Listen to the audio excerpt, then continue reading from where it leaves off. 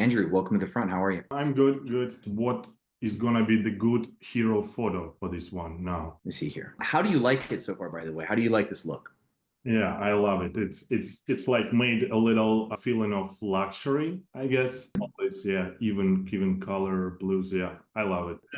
And I made that bedroom with clouds on the ceiling as you suggested as well. I don't know how Good it's work. actually is gonna Cool. be back. Yeah. What I would do is see this right side. It's not symmetrical. You got the fluffy coming down. I might actually like put some fluff coming down on the right side and then try to blend it in with the wall because you know how you're covering the cord in the corner with the fluff. If Mm-hmm. you did it in such a way where the fluff kind of came up, the crawled across the wall a little bit and then came down in this corner, even just a bit here, it would like take away just the fact that it's so asymmetrical. It's not a You problem. know, that'd be like maybe one of the only things that I would change. I think it's really cool though. Congratulations. How does it look lit up? I love it. And actually, I did it myself. I didn't find any craft man who can do that. So I did it Well, myself. cool.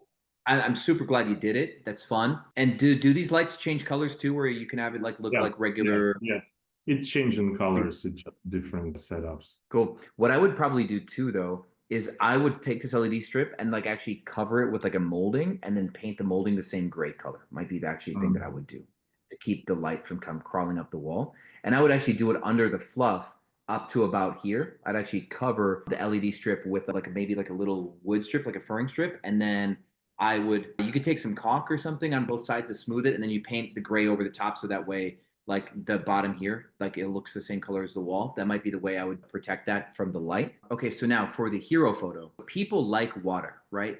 If this is your view here, Yes, I'm sorry. I this, just recently had like a complaint from the guest. Like we thought it's a direct view to the beach, but it's partial well, view. does this handrail here? This is your rail though, right? Yes, my Yeah, rail. so what I would do is I'd probably just recrop this photo so that way there's like very little wall on the left side of this photo. And then there's like I'd actually just crop the top right down to about here where the plant is. So that way when this is a hero photo, like you get more beach, you get less of the left wall. I think it would be kind of a cool hero photo potentially because people do want to see that you have a water view. That's going to be kind of a big one. So even though it's not dead on, even though it's like sideways, people can still see the ocean. I think that still matters. Because when people get to your listing, they're going to see this anyway, right? I don't like this lamp in the shot because the lamp brings down the quality of this photo, but I do otherwise like this photo if the lamp wasn't like a lower quality. Your pillows could be improved as far as like your pillow layout and size and stuff. So for this shot, if you improved your pillows and then improved your lamp, this would be a really, really good shot. And that it'd be part of your top five. But I do still think actually like just because people want water view, like this kind of cropping for your hero photo might be your best hero photo cropping like that. That's probably the hero photo that I would pick. Okay, okay. Got I it. also think that your product quality is improving over time. Like what we talked about with this one, there's like a couple things to change. Remember that door for this one that I told you to change? Like now that it's been an iterative phase, and like to make this adjustment, you'd have to like shut down the listing for like a couple like days to do this and then take new photos, and it is a lot of work, right? The main thing for this one now is this door section here. I remember Um, to do yeah. that. And so for anybody listening, like these are like the little incremental changes. If we change this part of the property, then this chunk would be aesthetic.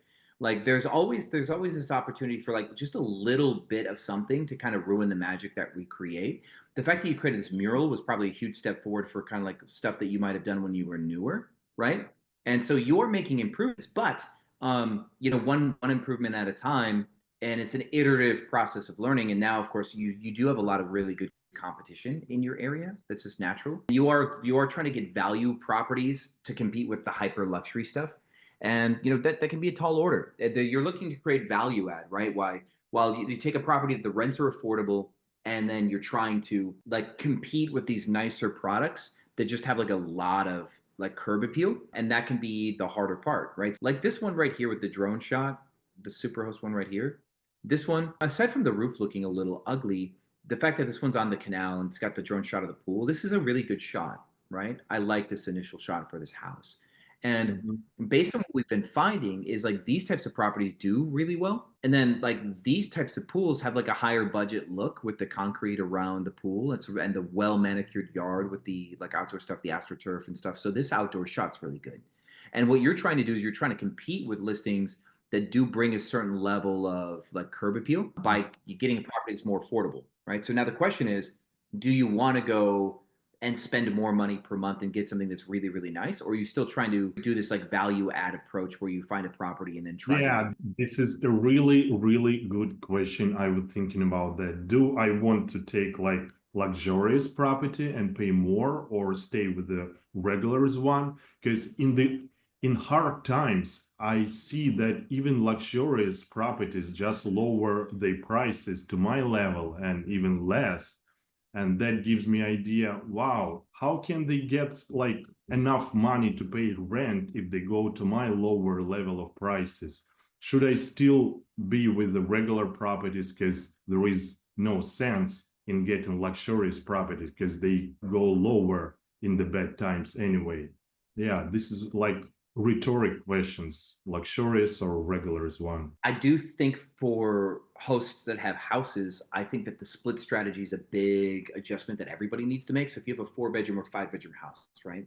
If it's the value add that you just did here with the mural wall, or if it's the hyper luxury ones, maybe something that's on the water, there will be chunks of time that there's just oversupply. There's too many houses, like say weekdays, right? And there will be some weekdays that you're just heavily oversupplied. So you drive your prices down, but you're still competing with all these other properties. And so you can't guarantee results if everybody's racing to the bottom. There's really no way to get preference outside of creating a really awesome design style, really like loud or unique furniture, like really key amenities that nobody else has, right? So though there are defenses that we can have, like adding like a barrel sauna and adding like really cool artwork or really cool design that can help, but there might still be times where other people are legitimately really good. So the split strategy of renting out private rooms in that home when the market is at a low point is the best way to deviate and still get some revenue in a market where now you've got like an all or nothing, but everybody's all or nothing is like 200 bucks or zero.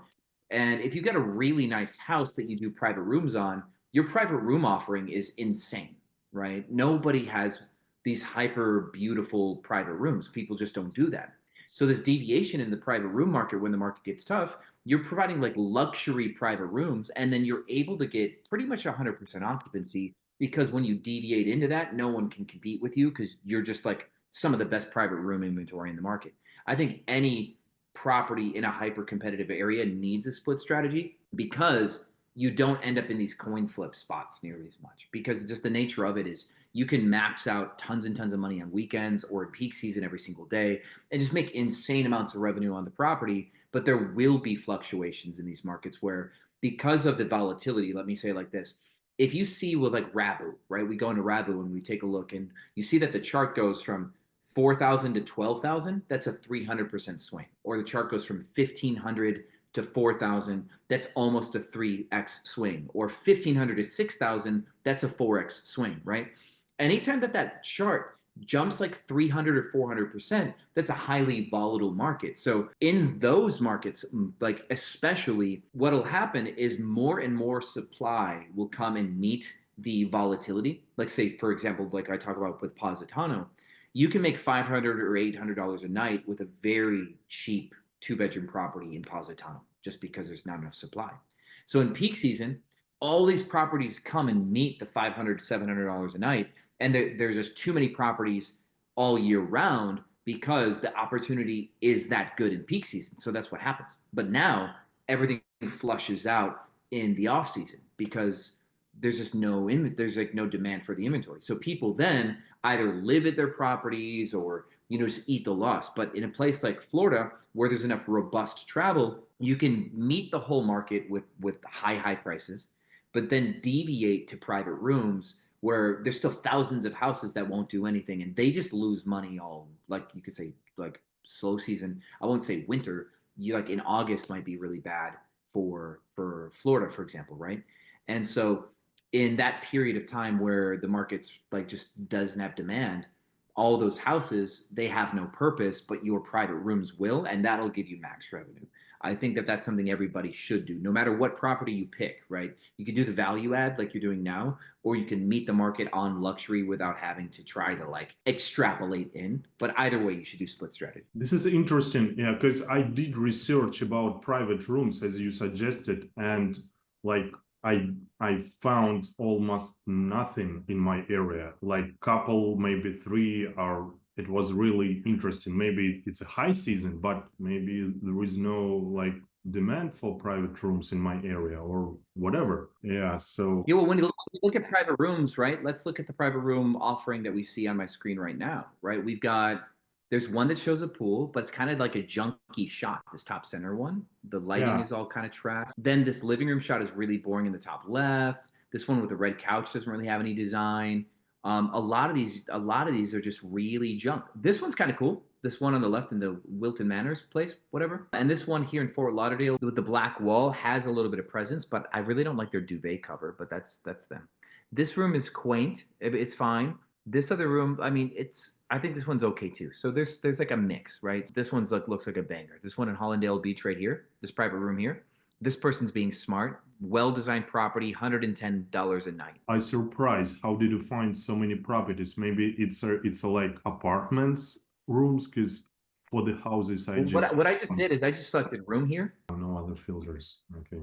So, but you can see on the map where they all are. Now, if you notice, a lot of the stuff here is like we don't see anything really on the water here, right? See some stuff here east of the turnpike. A lot of the quality is really basic, and that's one of the main things to understand is the private room market doesn't have a lot of quality inventory, and that's why going into private rooms can be really profitable because you're offering like a highly amenitized property as a private room. I think now what we're looking to do is to really determine how much people are making, right? So there's a few things that we do.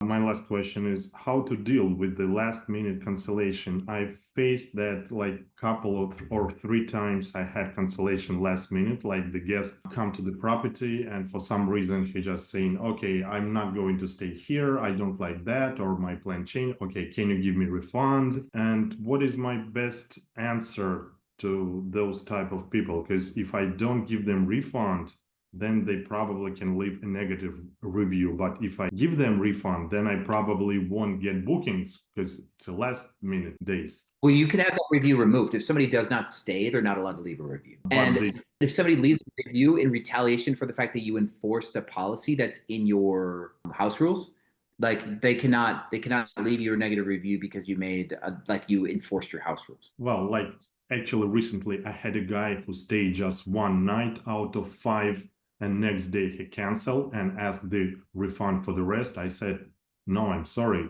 You can't do that. It's a firm policy and I won't get booking last minute. So I'm not going to give you a refund. And he report to B, please give me refund. I just didn't stay and whatever. And he still can leave the review because at least he slept one night. Well, you can then say that obviously like he retaliated because he asked for something that you did not give him. He wanted money, right?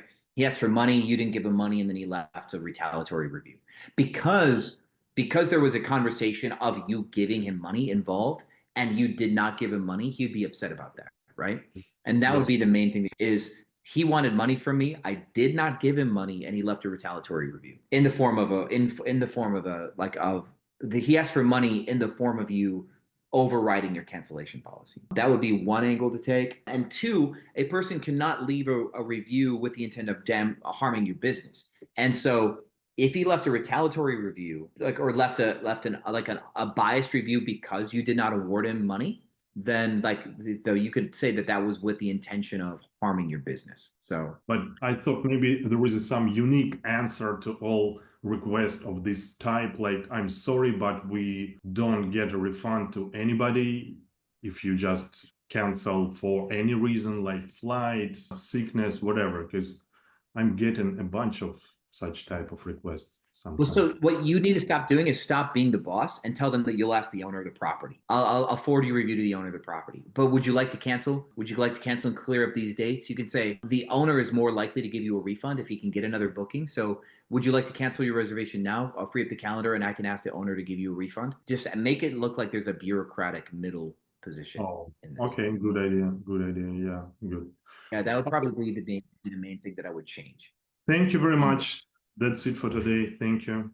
Have a great day. Cool. Yeah, well, glad to be here. Happy Saturday, Sean. Hair's looking great, by the way. Thank you. Yeah, this hair surgery is popping. It's going to grow soon, so it's going to actually be thick in about a couple months, hopefully. Nice. Yeah, so I know last time we talked, I was a little overwhelmed with all the things at once. Kind of took Sure. some Yep. time to take a step back and figure out kind of what I need to do, kind of order of operations of things. I took your advice and talked to Wasim this week, and we're still in discussion about financing and potential sales opportunities using him to help get into that luxury building in downtown Fort Worth. But I wanted Very cool. to kind of talk to you about my short-term goals and then my long-term goals for the year, kind of potentially Mhm. do some business forecasting and figuring out what profit and loss would look like, and then trying to basically decide how much financing I should go for and kind of what that short term and long term goal I have looks like and try to keep that in mind. I did go ahead and start doing a little analysis this morning or last couple days. Let me get that link to you. It's that same one as Okay. last week, same doc, but just different tab. I'm going to get my Zoom through my phone to be able to see that link. So one second, because my computer is being really, really weird. In downtown Fort Worth. I did find out both the and this other property that I think would be my number two preference and best, profitability and all that fun stuff. They're both managed by Greystar. So I know from what I've heard from other communities and people's experience in the past, it is a very hit or miss with that property management company regarding Mhm. allowing short-term rentals. Wanted to get your input on that. Yeah, so Graystar, it's a pro and a con at the same time. Graystar is so big that if you try to go in a specific formal way, they make you do some stuff that's really hard to do. But Graystar is also so big that they're super clicky and they don't really manage at the bottom nearly as well as they should because they're too big for their own good. So you can start a short-term rental business with property permission, like at the property level, and do like a regular Mhm. corporate lease and do everything and kind of more charismatically get the deal done without going like with this nationwide approval for Graystar. Where if you come in overly formal, they're going to want you to get nationwide approval because that's just the procedure. So we want to actually avoid the procedural approval side, right? We want to actually just kind of go in and do it like more charismatically is the plan. Gotcha. So you're basically saying that if we just do basically like one property and focus on like, building by building essentially or complex by complex, that is the way to kind of get in there. Where if you actually go like regional managers and higher up the food chain, then things get more complicated because they're a formal Yep. process. Yep. Things get more complicated the more you make them think about like how they're supposed to be doing their job. Gotcha. 100%. Okay. If the building is brand new and it's Graystar, they might be a little hardline, but Wasim has done negotiations with Graystar before. I'm absolutely sure. So I think like using Wasim for this conversation probably is the best case because he kind of knows the bureaucracy of Graystar. Like his team's probably worked with him a lot. So that would probably be your best line of defense there. The fact that the other one is Graystar, one of the ways that you could get a deal done is to talk to like the more regional person for Graystar Fort Worth and say, hey, we'd like to do like we'd like to lease at multiple of your buildings.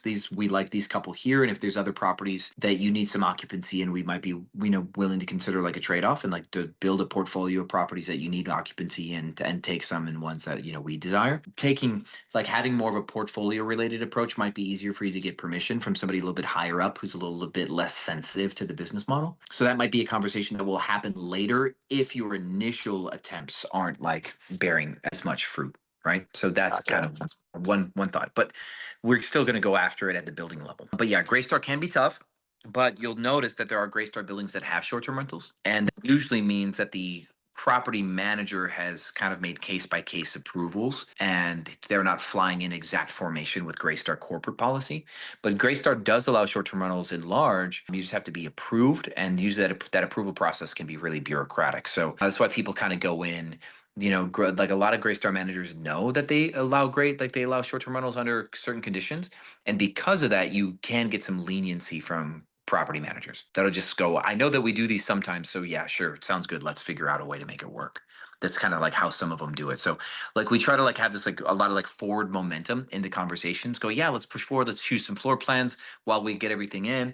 And you just try to get the management kind of like deep enough into the conversation that they just go, man, we're close enough to a deal. Let's just get this thing done. That can be really like to your advantage. Gotcha. Okay, yeah, that sounds good. I'm glad to hear that there is some leeway with Greystar because some people I've heard it's like I think they've only gone the formal route and it's been like an absolute nightmare with how long your business has open and how much profit or revenue are you getting and like they go into all sorts of stuff. So I'm glad to hear that there is a potential opportunity to get in on like a property level with the property manager. Yeah, it's even on my side, like I had like a professional that was working with Stay Alfred try to get us like approved for Greystar, like for our company after he left Stay Alfred, and the process was just insanely painful, right? Yeah. And he was like, he was like a tenured short-term rental sales guy, right? Just but the bureaucracy of it all was just absolutely brutal. And so yeah, it's like big companies, small companies alike, it's just a headache. So don't take it personally. And so we do try to go in with a non-corporate approach wherever possible. And that usually is how it works out for us. Gotcha. But you mean non-corporate, you mean like just like on the property level, just for the company? Sorry, I just switched back to my computer because I figured I might have just fixed the problem. But sorry, as you were saying? No, yeah, I was just saying you said non-corporate level, meaning like the non-bureaucratic route, just going in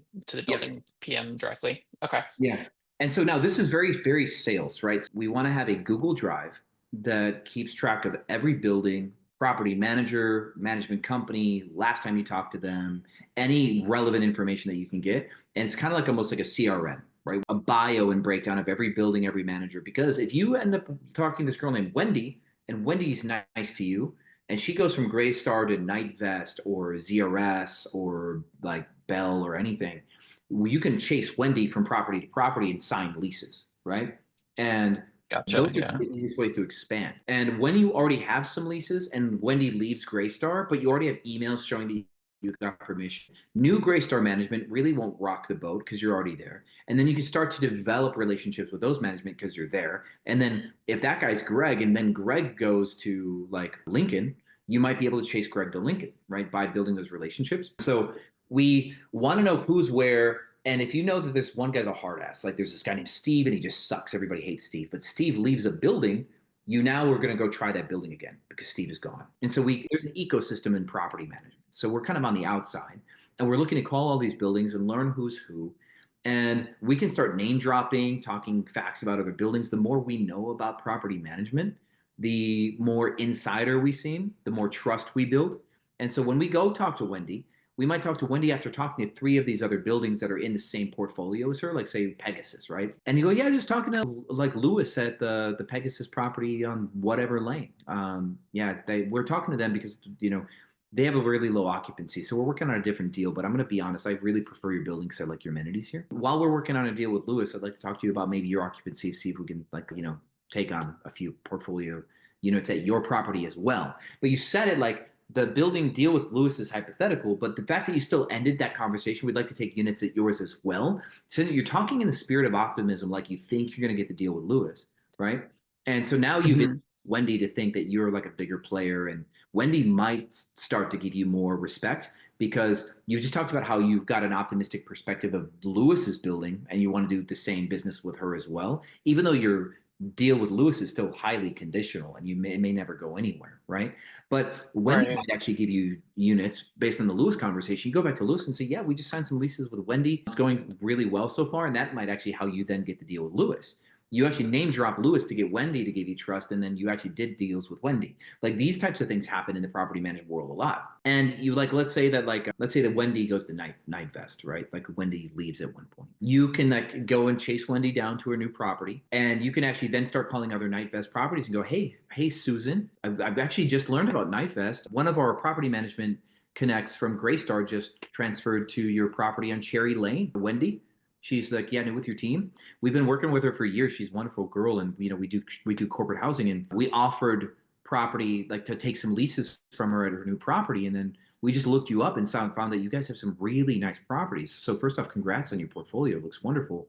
And now that we're going to be working with NightVest, I'd like to talk to you about your property too, right? See how like I'm name dropping and moving forward. So this is like the long term play of like really working leads This is very sales, so sales. Yeah. And that's gonna be kind of like the way you really can build an arbitrage portfolio is like a lot of the name dropping and knowing who's who, who's where, what buildings have what policies, what their occupancies are. Because the more you're an insider and the more you drop stuff that builds trust, they go, wow, this person really gets us. They know us already.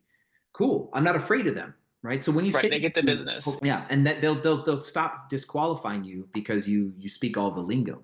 That's probably the biggest advantage that you can have doing apartment driven arbitrage is really understanding the ecosystem. And so as you talk to these managers, try to have real conversations to get data, to get stuff that you can put in your Google Drive.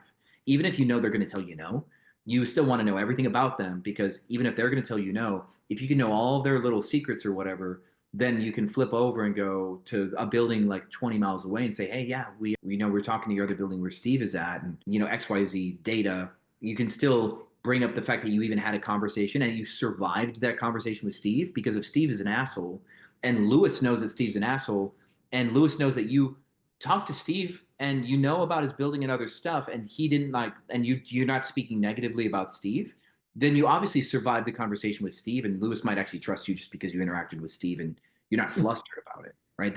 Because inner office politics. There's so much Yeah. simulating. Gotcha. No, that makes total sense. Okay. I guess one question I do have with that, I toured the secondary Greystar building just as an individual saying, hey, what do your units look like? I want to look at 1 and 2 bedrooms and stuff. Would you also do that with the deco just to be able to look at the amenities and property itself, just acting as an individual and not bringing up your company at all? Or would you exclusively wait until you're ready to kind of bring Wasim in, do the pitch, and do the full thing? I think you are asking an interesting question, right? Like you're asking, do you go walk in and misrepresent that you're a company, right? Is really what I'm hearing. That you're not a company. And I don't think you should do that. I really think Okay. that you should, when you talk to the building, you want to be brave and intentional and go, yeah, this is who we are. You can be generic, but like I really don't think that you should go in as like a regular person and go, oh hey, I just like to tour the property, my name's Trevor, and you just kind of are almost like a secret shopper because they're going to remember you later. Yeah, and that kind of ruins the trust there in the Yep. relationship. That Yeah, makes so we sense. don't we Okay. don't want to do that. You would fully wait to go visit the property in person until you're like ready to make your pitch, essentially. Yeah, I would call them and say, hi, my name's Trevor. I represent a corporate housing firm. We're interested in your building since it's so new. We'd like to potentially take 5 or 10 units at your property. I want to just know logistically, is it possible for companies to hold leases at your building and just like put that into your Google Drive? So my like round one is to just call a lot of buildings and start to get data through the phone and see who's kind of like on board with companies holding leases and kind of see if anybody said some weird stuff on the phone and just try to get like a temperature. And I just want a list of like buildings that logistically can even hold a lease with me. I just want to disqualify the ones that don't allow companies to apply at all.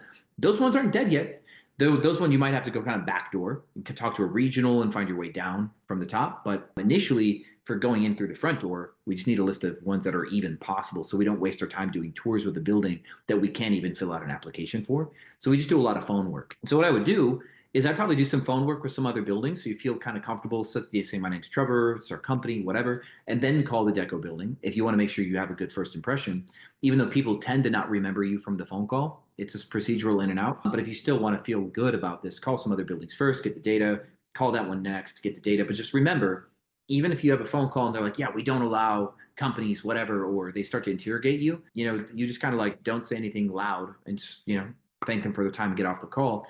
Whoever answered the phone won't talk to you, won't talk about you to their boss. They won't go, oh, I just had this shitty guy on the phone who his name's Trevor. He wants to do Airbnb. They're not going to go to their property managers. I just had like a 2-minute phone call. They'll forget about you, whoever took the phone call. So don't actually feel overwhelmed by the fact that you're making these calls because you are very forgettable. That makes total sense. It's when you show up in person and start talking to people that they remember the face, they remember the Exactly. relationship and all of that, and that's when it matters. Exactly right. 100%. Okay, makes total sense. Great. Yeah, I'll start doing that for a few buildings here and there downtown, and then potentially do the deco as well, just to see where they're at and get a kind of temperature gauge, like you said. Yep. Great. Okay. And then also with the spreadsheet I shared you, and this is kind of where I'm looking to get a little more specific advice from you. I know you said kind of like double your monthly take home from your day job to be able to replace it. I think that would be with like having 3 of these successful 1-bedroom apartments up and running, considering they can profit, $3,000, $3,500 each per month. I was looking at the calculations on that document in the 2025 financial plan tab, if you have it open. Should have it on a Google Sheet here on my phone. There we go. Okay, cool. So the 2025 financial plan tab, got it? Yeah. And so the top one was basically what I was thinking short term to replace my income. Obviously, I think it would take 3 or 4 months to do so with, startup costs of deposits and furniture and hopefully getting, a month or two rent concession with those deals. I guess my real question is, does this look realistic? Am I crazy? I mean, I've done the market research to figure out how much a successful 1 bedroom apartment with lesser amenities than what I'm trying to do in downtown Fort Worth are like. So I'm roughly going on of what, my competitors are based on my market research, and just wanting to get your input on this to see if it's realistic. And then also if because the short-term goal, it's basically a 1 bedroom apartment every month for 3 months, or sorry, get two or three of them up and running to then break even and cover all my startup costs, and then be able to, actually replace my income. Yeah, so I think you should always shave for the sake of like trying to plan like what you're going to depend on to live. You should always shave your top end. You don't want to have an optimistic projection. So when you've got like revenues of 4,700 or 5,400 on a 1 bedroom property, those are like the high water marks that we've been seeing.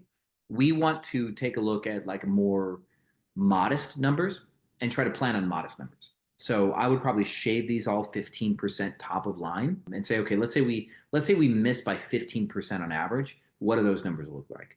And if you can build a plan that shaves your top line by 15%, then you can be way more comfortable about that plan, because you like your initial research said X, but now you do X minus 15% and you build for that. That allows you to like realize that like you might have some headwinds that you didn't realize, you might have screwed something up that you didn't realize you're going to screw up, and just planning for a reduction, even 20%. You can say, dude, I'm new to this. Let's say that my hope research says X. Let's do X minus 20%, and let me build my plan on 20% less revenue than my homework says. And there's nothing wrong with doing it like that, because yeah, who knows? You might screw something up, God forbid. And that's the way that I would do it. So I think you should just like distill your numbers down where your top of line is 20% lower on all this, and then see how that works. And I do think that when we look at it like that, you might go, well, if I know that I've got to build on X minus 20%, let me find units that have higher return, like better ROI. Like I told you about the depot, those 3 bedrooms at the depot, even the average people were doing a good amount of profit, like more than the average person at the annex building or whatever it was called. And so when you go like that, okay, cool. You go, okay, so if I started with one of these properties where the average person is making blank, I'm much more likely to at least achieve those numbers, but I could still make even more. These ones and those ones have a higher ROI just like out the gate. And because you're going for growth, this is another thing, and that's why I guess I'm bringing back the depot. If you're going for growth, you should be looking at the high ROI stuff first. Having the pretty stuff is nice, but when you go for growth, it's like, how quickly am I going to get my cash back so I can reinvest that cash? And so that's why I like the depot still here, is because you got average properties with worse competition. Their living rooms just suck so bad. And Yeah. you could then become the best unit in the property, and then you can kind of like you get a dunk on them. So even if your market research was contingent on there being more market share and you're wrong, by becoming the best listing in a category, the person who loses is the person that's worse than you, right? So if we try to enter a market where we can only become like as good as our competitors for the dollars we're looking to invest, then we do need there to be enough pie that we can like wedge ourselves in. But when we go into a market where we plan on being the best, we can go into a market where there isn't enough supply to support growth, because our injection will actually put someone else out of business, and that's not our problem, right? So that would be my case for the depot, for the growth side, right? The brand side, like you're talking about, the deco is like your brand forward.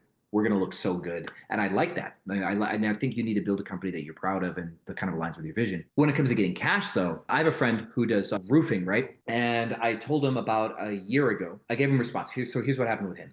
He's like, I'm starting this new roofing company. that works with adjusters primarily. We've got the best guys, the most trustworthy people. We've got the best processes. We use drones and all this technology and all this new stuff that will make us one of the sexiest roofing companies in the city or in the state. And he's trying to build that company, but he's not making any revenue, right? He's trying to get the right contracts. He's like, I'm trying to network with these insurance adjusters and I'm trying to get them to trust me. I'm like, that's great. But you have been in re-roofing for a long time, like 15 years before you launched this company, and you know that there's a faster cycle of cash in re-roofing. You can go knock on a door, get an insurance claim done. You can do that. And you can hire, and he also said that he has sales guys that used to work for him or that work for other companies that want to work for him, but they're just not quite polished enough. He's kind of like, going, I want better.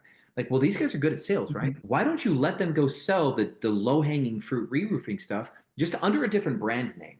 Instead of Advantage Roofing, why don't you do like Bravo Roofing or whatever? And he's like, I just really want to focus on this really cool product because that's where my heart is, right?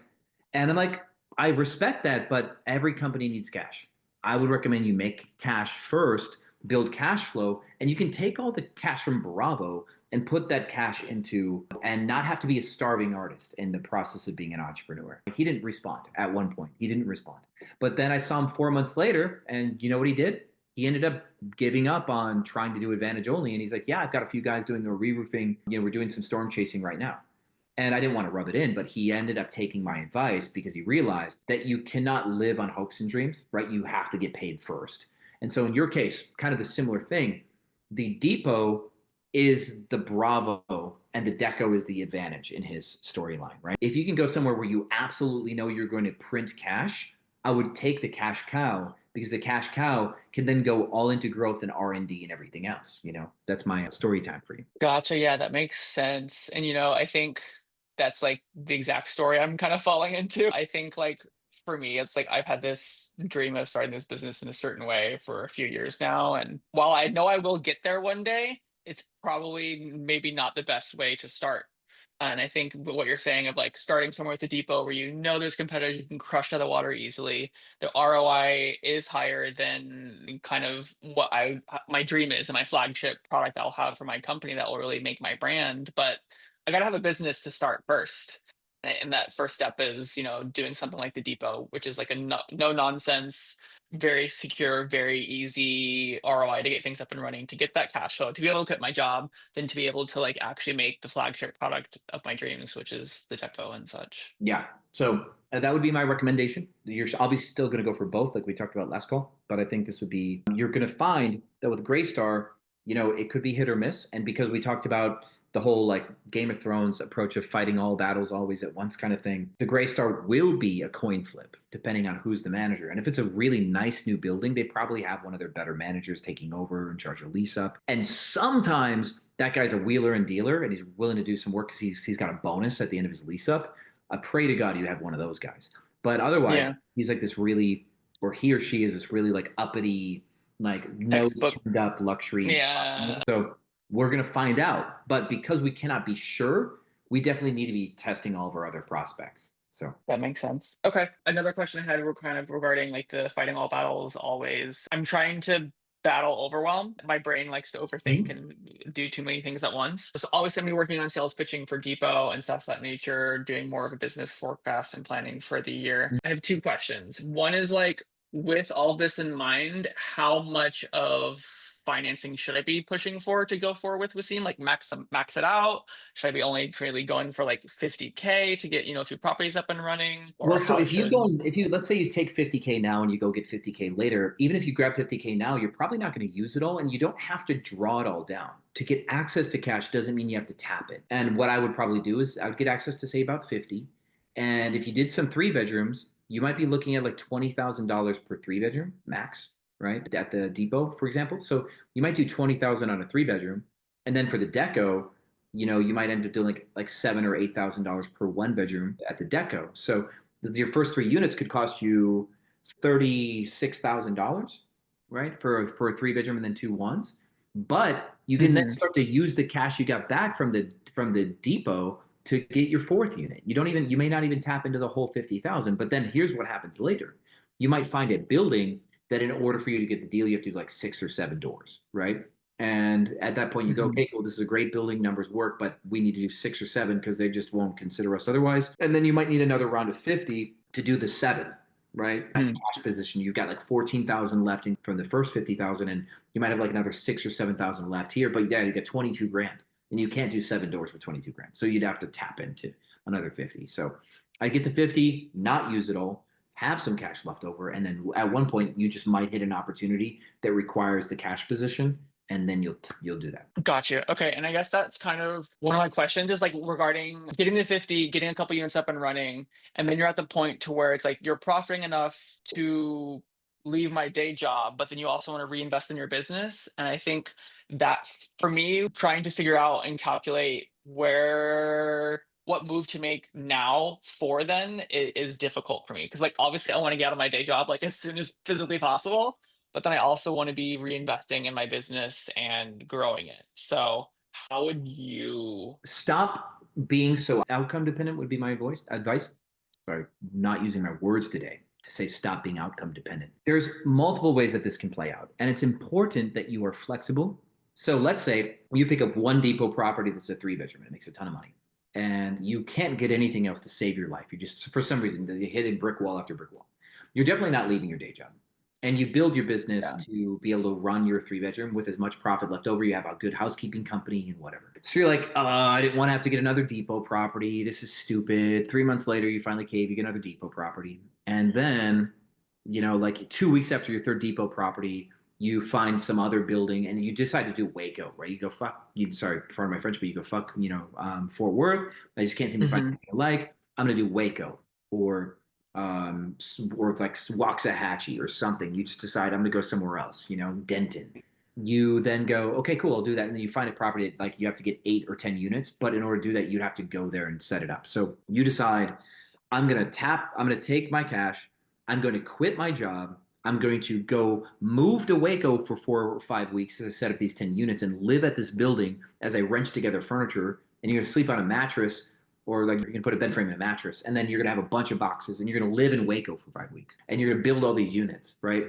The ability to be flexible and attack the opportunity that's there is going to be what matters most. And so this, like, I need to have a track where I have a clearly defined property, quit my job. That's not how this works. You're going to have Mhm. contingents, and you're going to try to imagine the best way to operate in those contingents. So you're going to have this I'm still at my job contingent. You're going to have this I slowly grow and I can say, hey, sorry, boss, I'm finally making my own money. Bye. And you're going to have this I need to jump off the cliff and build 10 units. I need to quit my job and move to a nearby city to live in this apartment complex. Like, that's a contingent too.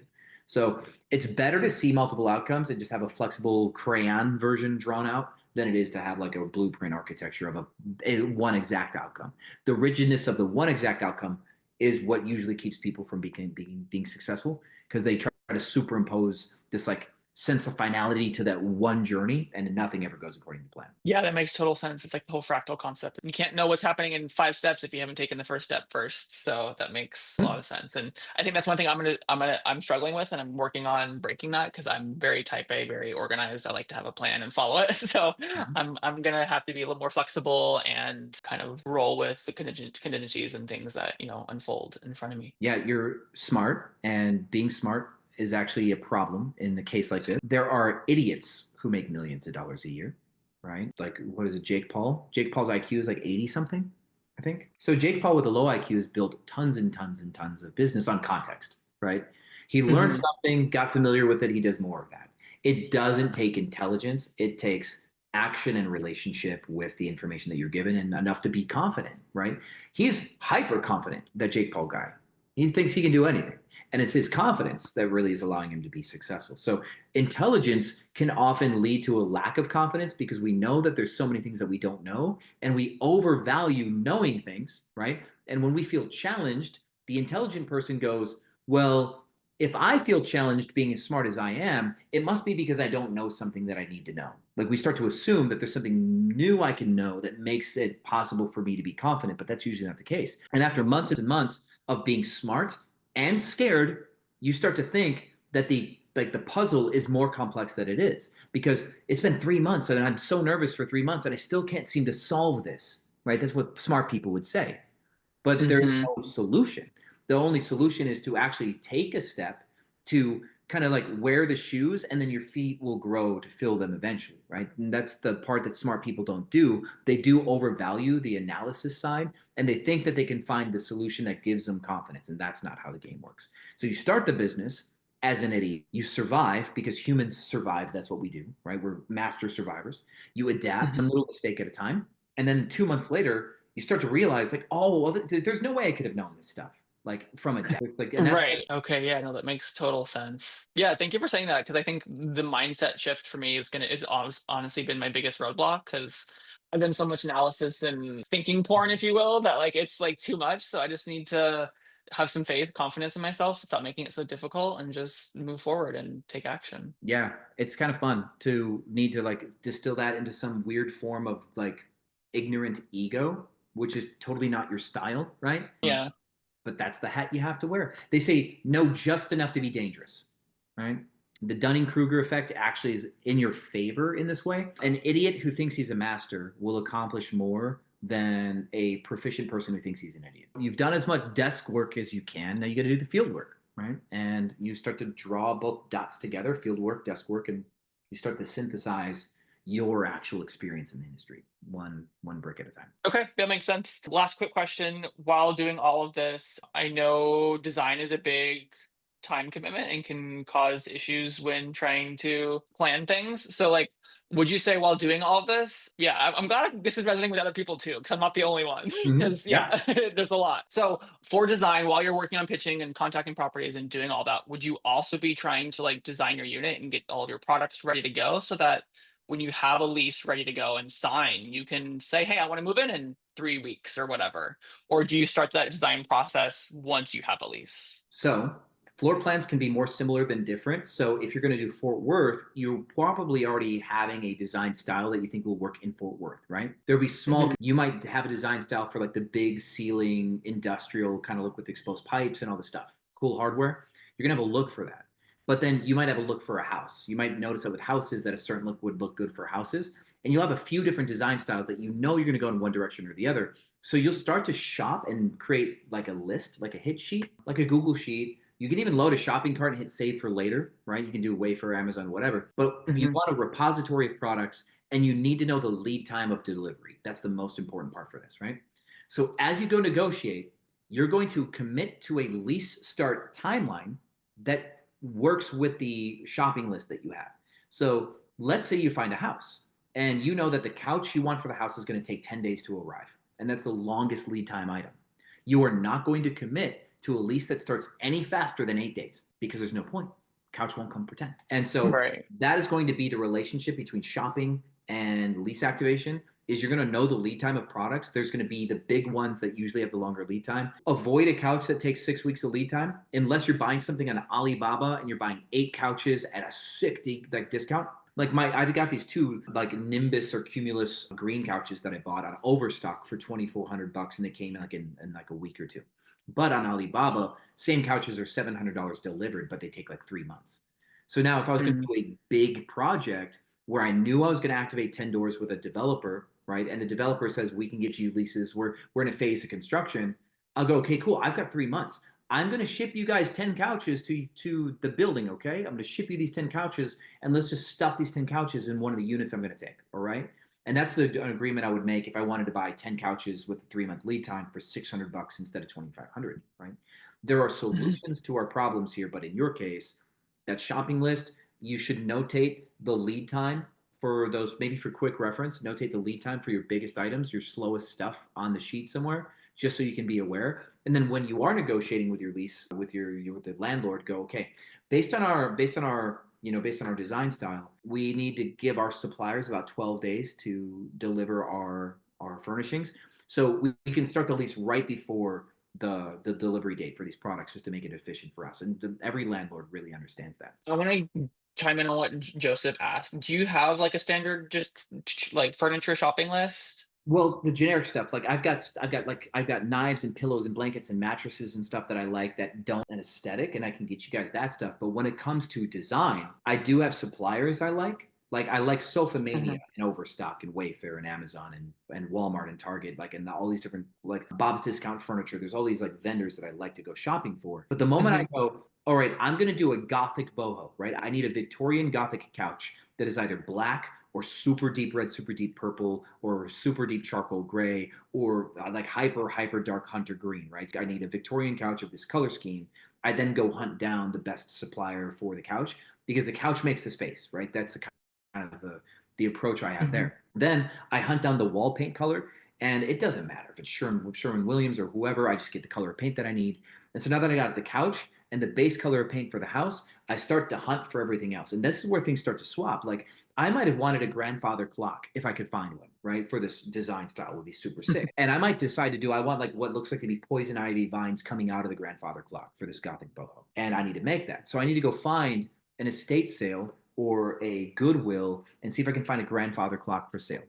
Find these vines and stuff from like like At Home or Michael's Arts and Crafts. Like I got a prop design thing that I want to have that's just part of the mood, and then I've got to find artwork and I can make it myself. So usually that I save. But then like the coffee table and the rug and the TV stand and all these different stuff, a lot of that stuff becomes interchangeable. Because imagine you've got the Hmm. wall color, the couch, the grandfather clock, and some artwork.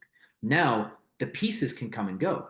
The rug can come from almost anywhere as long as it's the right color scheme and size. You go and find the best value.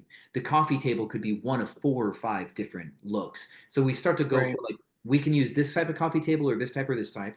Now we're going to find the best deal on one of those, and all the different things are secondary. And we start to pull from all these different vendors online to find the right combination of look, quality, and cost. Right. Hmm. So there's going to be a few things that we cannot change, and a product list won't ever solve that problem because I don't have a product list for every type of couch for every type of design style. Because we go Japandi or you do something really like this like weird neo modern where the couch has to look like marshmallows or something, like Yeah. you know what I mean? And so at that point, everything cascades from the few primary things that we look for. And I've got vendors I like for hunting down couches and stuff. But at the end of the day, the only thing you can have a product list for in all reality is okay, where do you get your knives? But then the knives can even change, right? I remember having a student in Chicago with this really cool, like masculine, powerful design. And his knife block needed to fit the space because it was an open flow into the dining room living area because it's this penthouse open floor plan. His knife block couldn't be on the product list because he needed an artistic, powerful knife block that kind of went with his kitchen because the wall and the marble of his countertop had a look. His cabinets had a look with it. He couldn't just use a standard one, right? So Hmm. the more design forward we are, the more we abandon the product list. But mattresses almost always, right? Where you get your soaps and your coffee and all these different things, coffee maker for the most part, which can still also change in a nice place. This list becomes like, okay, if we're going with a generic Airbnb where we're launching 20 units and the look of this stuff doesn't matter, cool. We've got like the basics. But at one point, anybody pitching you a furniture list just doesn't actually really understand how important being intentional about these little items actually matters. Makes total sense. Is that like basic list of like mattresses and like the essentials? Is that in the course, or is that something you can Um, provide us? yeah, so we do have another one. It's in the companion files. So any of you Okay. who are talking there should be a companion file with a Google Sheet with a list of links, but this stuff starts to evolve. So Right. what I can do is like, for example, like Ego. I like the Ego brand for mattresses right now on Amazon. And I used to like another one called Casper. And before that, I liked a different one. And the problem is every Amazon supplier will respond to demand spikes.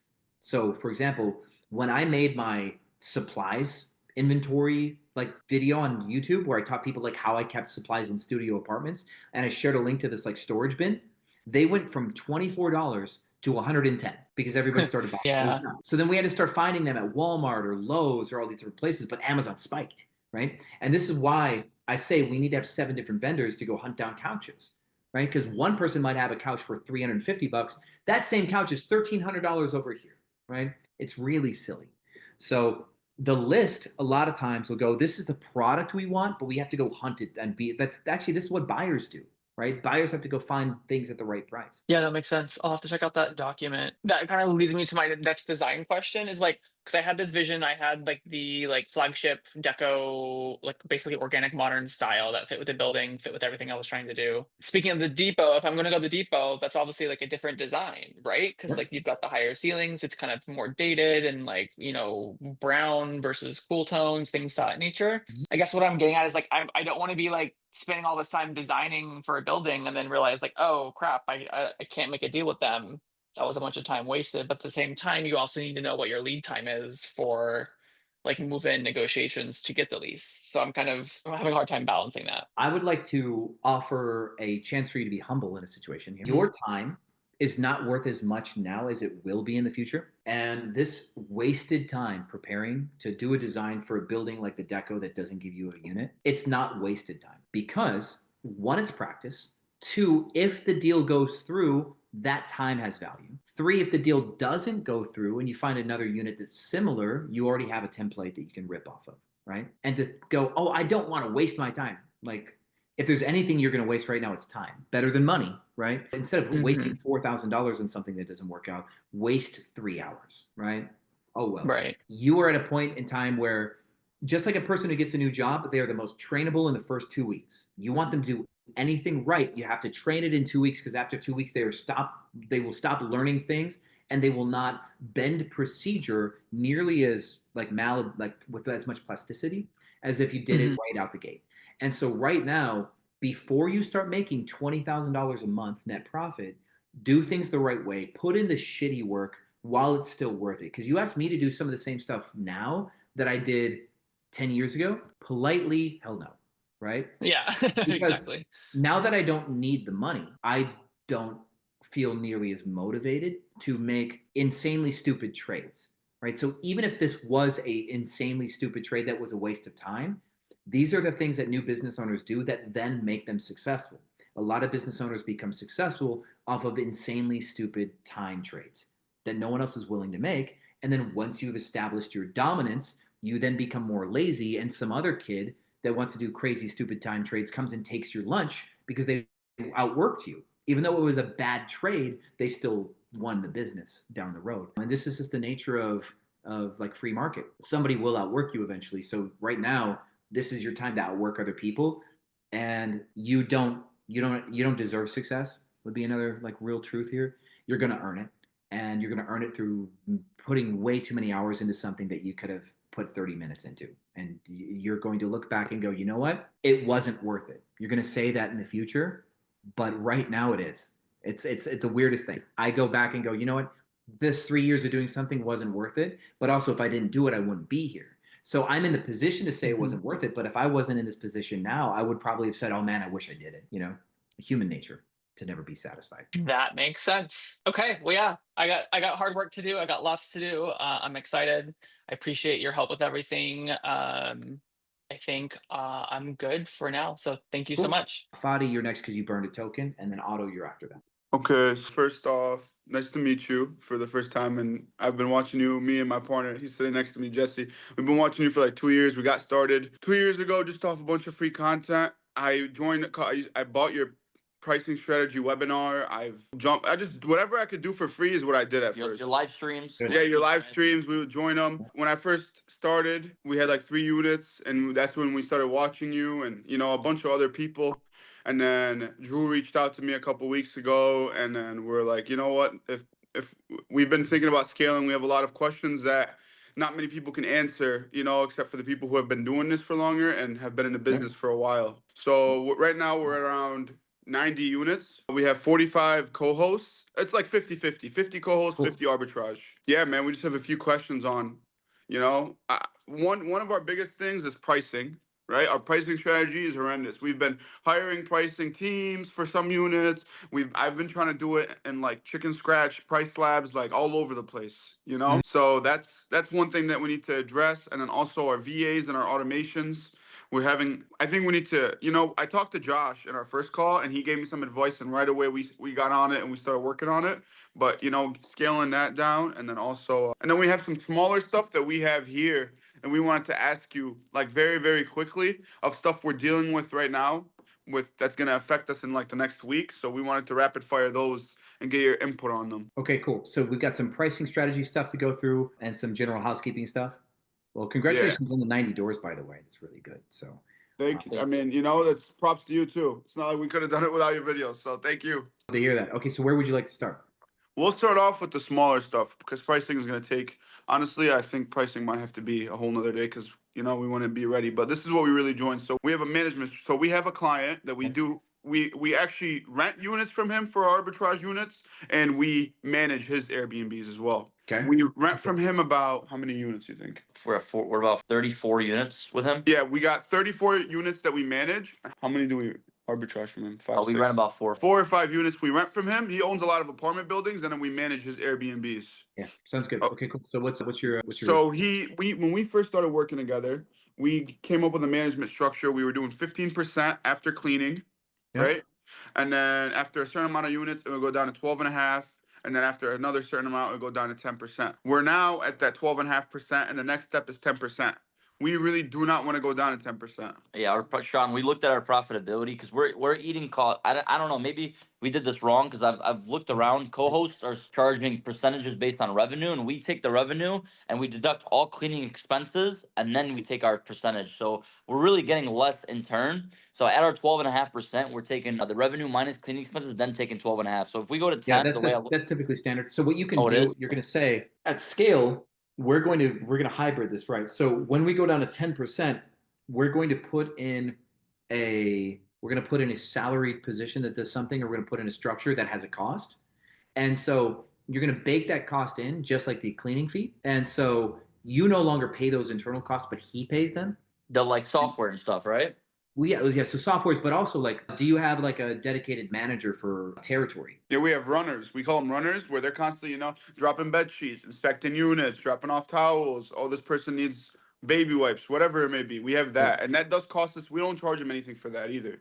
Yeah, so that's going to be the stuff that they start to eat, right? How do you pitch that though? That's kind of part of management, you know what I mean? So they might just kick us back and be like, "This is something that a property management company should handle and pay. We pay for." But you'll say that we're a high touch industry, we're hospitality, we're not property management, right? So that's like, so here's the thing. You at this size, when we take 10%, we're actually taking a risk spread, right? So we do all the cleaning and XYZ, right? And that gets deducted. The cleaning company does a good or bad job or something, whether systems degrade or whether or not the guest is just like a catty guest. We then, at full cost, will deploy a hospitality professional to make sure that that reservation stays alive, right? But we don't get any incentive to save that reservation aside from the 10%, right? So we at full cost deploy a runner, and we get to recuperate 10% of what could have been lost in the reservation that they saved. So because of at scale, when there's only a 10% recuperation, we cannot pay 100% for the runner anymore, right? At only 10%. So we have to restructure all of the loss prevention activities that we pay a wage for will be included in the housekeeping cost in the top of line. So housekeeping costs, runners, security officers, right? Which these are going to be things that we will try to recuperate through Airbnbs, like air cover and through proper insurance and all these things. So this stuff is recoverable, but it's going to top of line before we do our 10% split. That would be the way I would restructure to accommodate the 10%. So you cannot continue to have $8,000 of salaries on a ever shrinking percentage share. Otherwise, you have to have a bonus structure for margin, right? If they have a certain NOI, then you get a bonus for them hitting an NOI goal. Okay. I was thinking, I wanted you to hear my proposals, what I came up with. So first of all, do you think, Sean, we should not go to 10% at all? We didn't. We were gonna fight them back and say we're gonna stick at 12 and a half, and you know, just because we feel like they're very happy with us. I mean, the cleaning company that you mentioned, we own the cleaning company. You know, so it's gonna be hard to just give that amount of volume to another cleaning company. You know, I don't want to say we're irreplaceable, but they really do like us, and they expressed that to us multiple times. I mean, we rent from them. They know that we're on the clock 24/7, and yeah, I mean, and it's 30 units. You know, it's kind of hard to transition 30 units from one management to another. So you'll tell them, because you have salaried positions that actually have to operate at increments depending on how things go. You've got labor spikes. You can't take less than 12%. That if they want to go less than 12%, you say, hey, we're growing. We're a growing business, right? We're a little optimistic on promising the 12 down to 10. We've realized that at scale, there's going to be operational inefficiencies that prevent 10% from actually being feasible. If you want to get down to 10%, we need to restructure what comes out of top of line. But we can stay at 12%, which is actually kind of still a silly deal because most companies don't go below 20.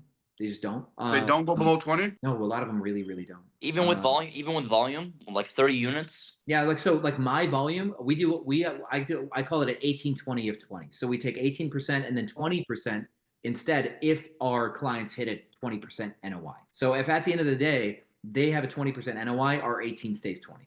But anything where they don't hit 20% NOI on any month, we operate at 18. So you make an extra 2% if you. That doesn't operate the way that this should. Yeah. To basically cover your expenses. Wow. That's a bonus. That's hard to sell, I feel like. That's just like. You just started your negotiation when you were a little bit green, and now you believe your world is normal. But let me tell you, Evolve, one of the trashiest services, I've talked they to them charge recently. 10%. We They had a call don't with have them boots on the yesterday. ground. We had a call with them yesterday just to see what they charge. Yeah, and they don't have nearly the fail safes, the systems that you have. They can't provide your product, and They charge 10. They told me 20. oh, see, well now they used to just do 10 for Okay. like any remote. But even that 10 is remote more only. than me because they're not. Their 10% is off of revenue. The only thing They charge a 10% for remote only, for like non-local management, just to do your remote assistance is what they charge. Just to find a cleaning company online and some bookings. Yeah, we're talking non-specialized, no relationship with the building. It's like, so with context, you'll be able to tell your landlord partners like, hey, we're super motivated to do the best work at the best prices. We really have this belief system that we're going to do great. We're running into where we were naive, and I know that you can respect that. We're hyper motivated, and we're recognizing where we were naive, and we overpromised without context. So I want to give you options, right? We can either stick at the 12.5 or we can do a 10%, but we need to restructure what comes out of the top of line, kind of like the housekeepers, to make sure that we don't eat like insane labor spikes for things that could be preventable, or that where it just becomes an uneven trade-off where we're investing 100% of cost of delivery on something to recuperate 10% of loss prevention. Right, that's a great example to really give them. Yeah. Another cost that we have that's going to be incorporated, and we thought about this will kind of help because right now we're covering this. Right now we're on host away. Okay, we're switching over from host away to guesty, which is something we wanted to touch on a little bit. Cool. But for guesty's not cheap unless you negotiate with it. And I just actually negotiated with Guesty an affiliate deal where they're going to give whoever I work with 10 or 20% off. So how much is that? Because we got it down to $42 a listing. 40 or 42? No, it's 42, right? $42 a listing until to 100 units. Once we get to 100, we'll be down at $35 a listing. And that includes the pricing, the price optimizer, the accounting software for our management clients. They can go in and see their portal and, all the stuff that you do. So the fact that, like, for example, the fact that you have runners, actually, we will have co-hosts that actually already agree with this. The cost of runners is a cost of sale, a cost of operation. You don't pay for their shampoo, do you? No. So you do not pay the cost to deliver the shampoo if it's in a bind, right? You try to do everything as cheap as possible, but they eat those costs. So they should be paying for the runners, like just kind of actually by nature. Yeah, the problem is we have a hard time tracking that. It should be incident driven. You should have a ticket and somebody clocks in for the incident, or you have a flat fee for the incident. Well, where do you manage that? You have No, VAs can track it like on a spreadsheet. Oh, Chris will be like, oh, I'm going create here. a ticket. Okay. Yeah. Here's one. During this month, I went to this Ticket unit and did this. Okay, so that's what we need to get with. Okay. What do you think about? I was gonna propose, it's not kind of similar to what you did with NOI, but maybe more on seasonal. I was gonna say we can go to 10% only in the slow season to kind of offset your costs, and then when it hits the peak season, we're going 12 and we're staying at 12 and a half. But bro, we're paying for their platform. We're paying for the runners. Like we're losing money. No, we still, yeah, so we still come all out. their costs are theirs. They're the software stack. The owner pays for the software stack. The owner pays for their utilities, their insurances, their mortgage payment, all of it. And if a guest needs an emergency service, like an emergency delivery, they have to pay the emergency logistical cost of delivering something last minute. So your job is to try to prevent those things from happening as often as possible. Your job is to keep the place clean and well stocked and stuff so guests don't need that. But if you got a weird guest that needs to be made happy, it's made happy at the owner's expense. You're just facilitating the labor. And so you can say, in this industry, you would pay for a runner. Like if we used DoorDash to deliver sheets, right? And I had to pay for it. Yeah, and then they would pay for the full DoorDash, right? The fact that you have a runner go do it and might be able to do it for less than DoorDash is actually an advantage to them. We're saving on money. Exactly, but they still have to pay it. Okay, for sure. Any of you who co-host, it has to go in your contract. Landlord or client is responsible for these expenses, right? And what we do is we pitch them, you can get a cost reduction on your software stack because at scale, we can give you access to scale discounts on the software stack, right? And we can make sure that the utilization of the software stack is like you get to max out the return on investment through specialized application of said software stack. That's really the pitch. So we have another client, okay, and the only reason we're still with this guy is because Jesse is good cop and I'm bad cop in this. Okay, this guy he hit us up to manage his units probably like 4 months ago. We didn't get into a unit until probably a month ago. He's very slow. I don't like to operate very slow. I like to move, hit it hard, and get things rolling. The unit was sitting empty, but at the end of the day, it's his unit. He can do whatever he wants with it. What do you know? He gets the unit one day at 3 a.m. I'm scrolling through Airbnb. I see a unit that looks just like ours. We're the only people with a certain design in our market. What do you know? I'm like, hold on. I recognize this building. We have Airbnbs right next to it. It's a duplex, and he owns the duplex next to us. What do you know? They copied and pasted our entire structure for how we design, how we list, our descriptions, our everything, and listed it themselves. And I want to kick this guy and be like, peace out. But we also manage one of his properties, and the guy obviously the guy made it from his communication. He's made it clear that he wants to work with us, and that those 2 units that he did list, that he's just wanting to get a long-term tenant in there. A long-term tenant on Airbnb, which I'm calling BS because I still have a full-time job and as property management, and you're not gonna get a long-term tenant on Airbnb. I just know that. Well, multi-month, but no, like he's still being disingenuous, and now that'd be like, you just don't do any more business with him. That's and fine. try to force a concession out of him, like because he's trying to run one while you're running one. He's trying to copy you. Yeah, he's trying to learn the business. His wife is trying to take we had a meeting with him last week, and it was to, I'm like, Jesse, we'll give this guy a shot if he's willing to give us all of his Airbnb business. I don't want 1 or 2 units. No, we're doing all of it, or we're not doing any, because for us, it's not worth to manage 1 unit. It's not worth to deal with another host or deal with another owner. So did he agree to that? No, he still said, he's like, oh, he's supposed to give us an answer by Friday.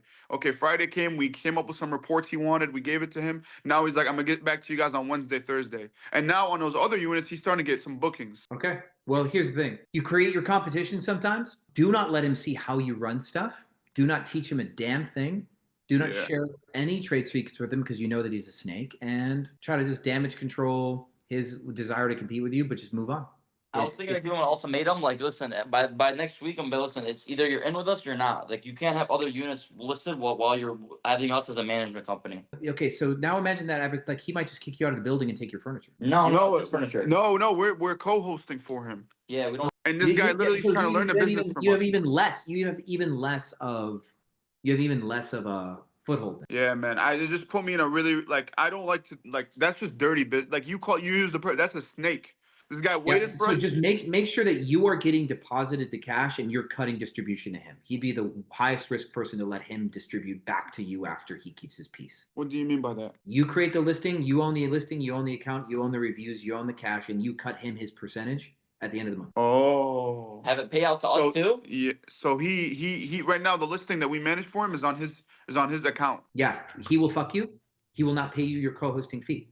That's your highest risk. Yeah, he already paid it for last month, which was the first month of business. But yeah, I see exactly where you're coming from. I mean, just the fact that he went behind our back, made new listings that look just like ours, used our photography, copy and pasted our descriptions, Sean, and our rules. Copy and paste, Yeah. So what you're going to do is you need to give yourself more protections. One of our other students, one of my longest students, he was doing it the way that you did. And I warned him, I'm like, no, you should own the cash flows. You should absolutely always own the cash flows. You can get screwed. And lo and behold, 3 years later, like post-COVID, one of his landlords ripped him off $60,000 of co-host fees that he never got to collect. He's out that money still. So you have to be careful as a co-host. You are exposed. You always have to own the cash flow. Never let a landlord take deposits. Okay, that's good for future clients, because right now me and him came to an agreement that we don't want to take any more co-hosting on unless it's like 5 to 10 units minimum, because we really, really want to hit our ARBs. We have about 50 co-hosts that, thank God, it's good. It's very good net income in our slow season. You know what I'm saying? Absolutely.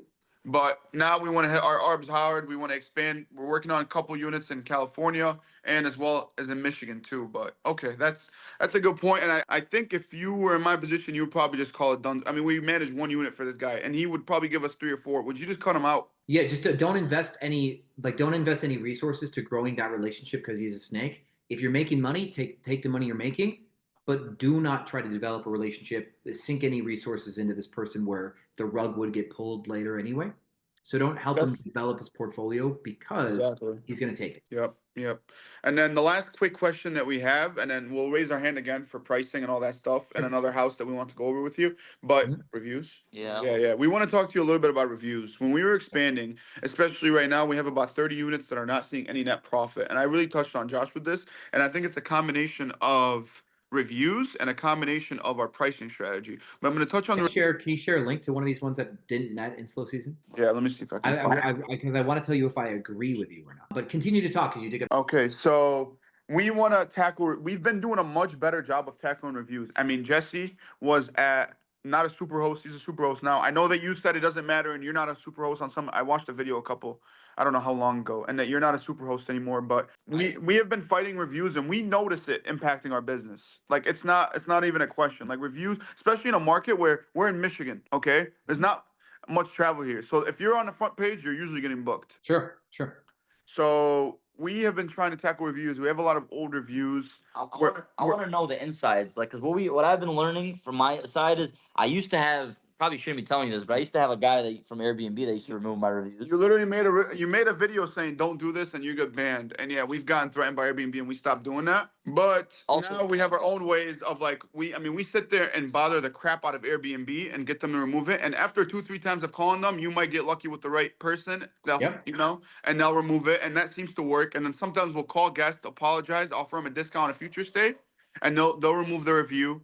So that's all good, but again, prevention is better than cure, right? So we need to consider like what is causing bad reviews and how to prevent that, because you still get marked with adverse actions and stuff. It's not just the review, but there's internal notes. Yes.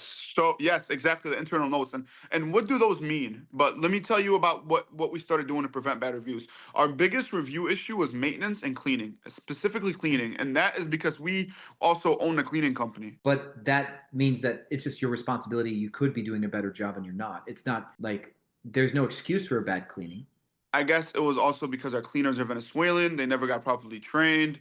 And it was a huge learning curve for us to deal with employees, deal with cleaning other people's units, how to clean an Airbnb unit properly. I mean, now we're at the point where we have an inspector go inspect a runner, go inspect every unit before a check-in. And it actually works out pretty good for us because he's driving around taking care of issues, solving this and solving that. And if he's in a building where there's 3 other units there that have check-ins, I'm going to go inspect all those units, make sure they're perfect. We can ensure 3 5-star reviews. Okay, so at scale, you want an inspector that does in-person spot checks, but you can't do 100%. So you're going to do a FaceTime. You're going to do remote FaceTimes or WhatsApp video calls, right? With the cleaners? Yeah, we call it a remote walkthrough. The cleaners the cleaners should always upload photos after every cleaning, right? They do. We started doing that as well. Okay, so that's one. But now you're going to have a percentage of units that will have a remote walkthrough. You could make it 100. You could enforce it 100% on certain cleaners.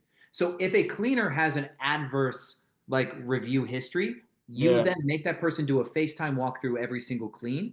And the way that this works is, okay, so imagine, right? You've got the phone, right? And you have a VA who's trained on inspection, who works for a lower amount of money, or you have a shift manager, housekeeping shift manager, and the Venezuelan will do the FaceTime. And then the manager will go, okay, so now walk to the bathroom, and I want you to put the camera in all these different places that I need to look, right? I need you to inspect, remote inspection. That is a logistically more cost-effective way than sending a person door to door to door to door, but it helps you do that at scale. So you're on the right track, but incorporate the video walkthrough instead. Yeah, so we can cut those inspections down a little bit. Yeah, so it has to be a guided walkthrough. So video call is the best because the person has to go, I need to look above the refrigerator. I need to look below the toilet. I need you to peel open the sheet of the bed to see if there's no hairs on the pillows and stuff. You nailed them on point. Inspector. It can't just be a video walkthrough because again, housekeepers, they can take a photo or video and intentionally leave out the stuff they don't want to actually take a look at, right?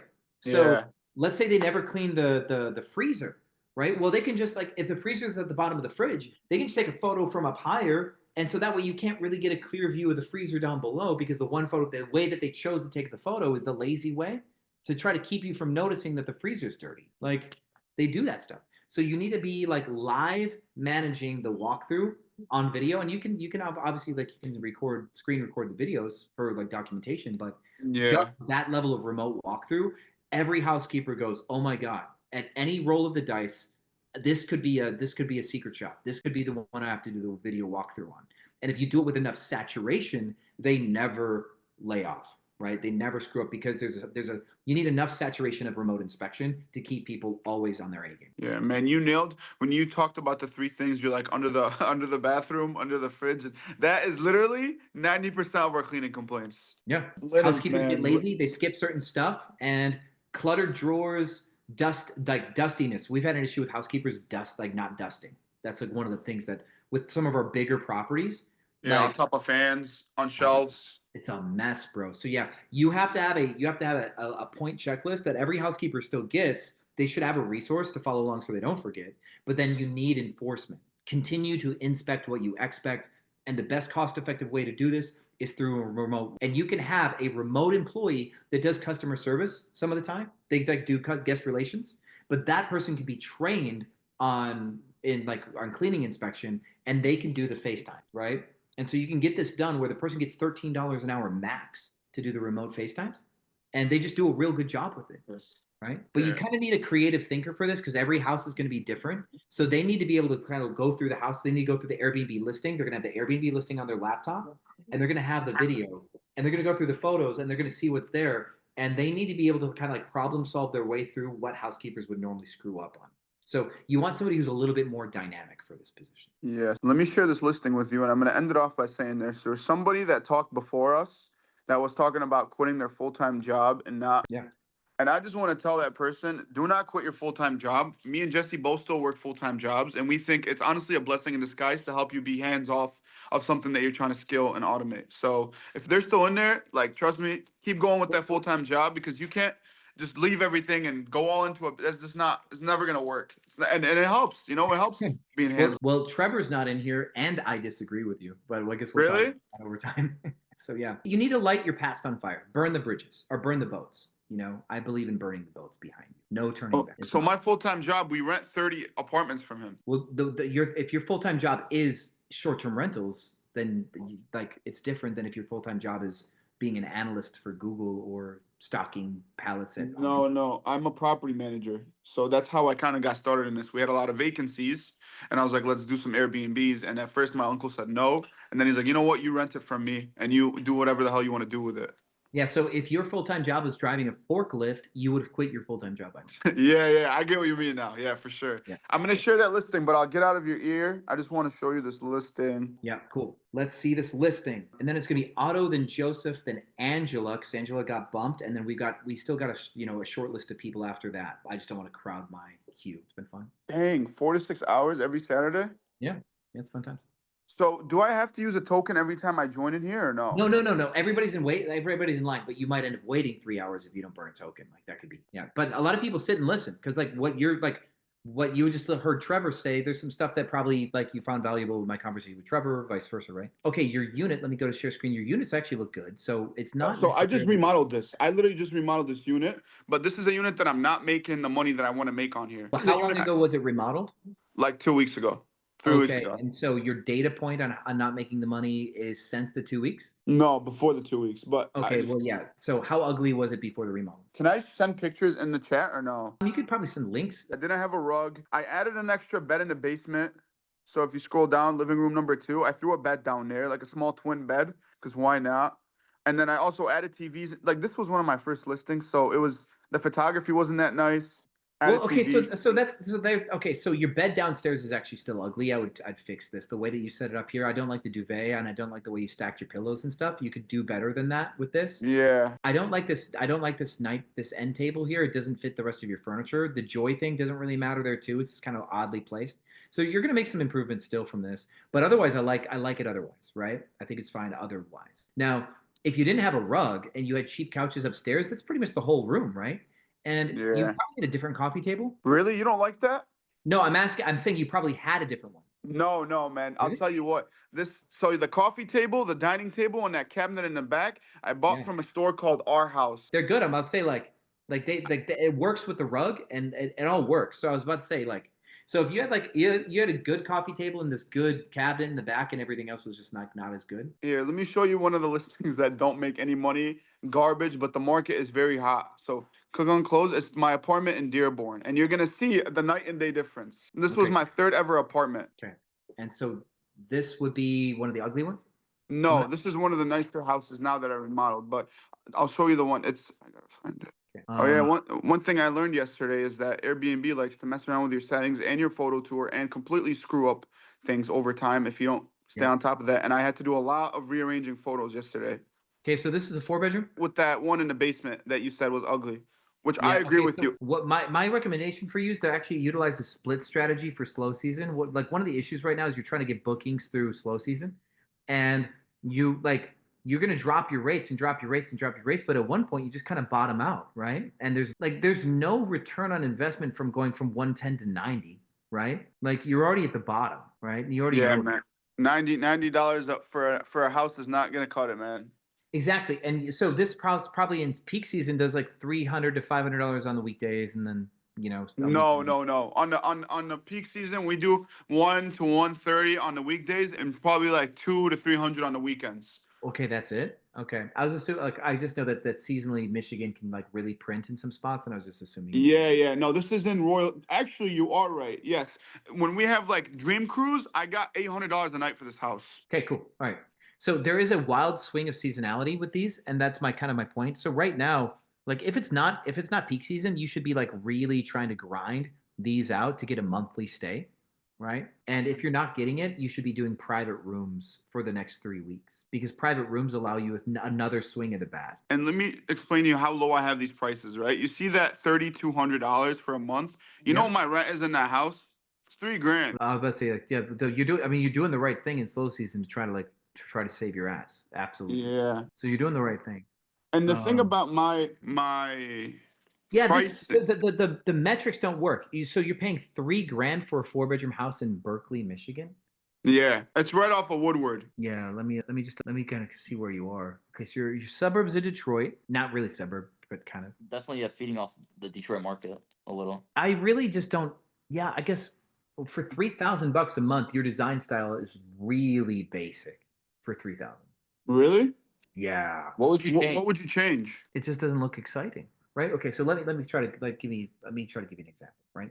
You're way overpaying. So let me try to give you some examples. Let's go into Detroit and let's take a look at other properties that probably are like $3,000 in rent, so you can kind of see what you're really looking at. And the fact that you only sleep 8 people is a little for a 4-bedroom, but it's like 3-bedroom with a basement, right? But the fact that you still only sleep 8 people is an issue, right? How many should you sleep in a 4-bedroom house? I usually sleep 11 people in a 3. Max How? 9 to 11 because one room could have 2 queen beds. I usually have one king room. That's what I'm talking about. Man, you just brought us up. So we have a 2-bedroom apartment that sleeps 8 people, and we are getting no bookings. Okay, well, you might still be ugly. I mean, that's the reality. Okay, so this basement room, the fact that you're not maxing out this basement room with sleeping arrangements is probably one of the main things that will keep you from. Because instead of this little one, right, put 2 king size beds, still put a TV on the wall, just make this more sleeping arrangement oriented. Because the basement doesn't really serve you. It's not. Why need a second living room? Right? Yeah, we don't have a bathroom. The only other bathroom is 2 floors up. It's okay. So is beds really convert to money? Are you always thinking about how many beds can I squeeze? How many people can I squeeze?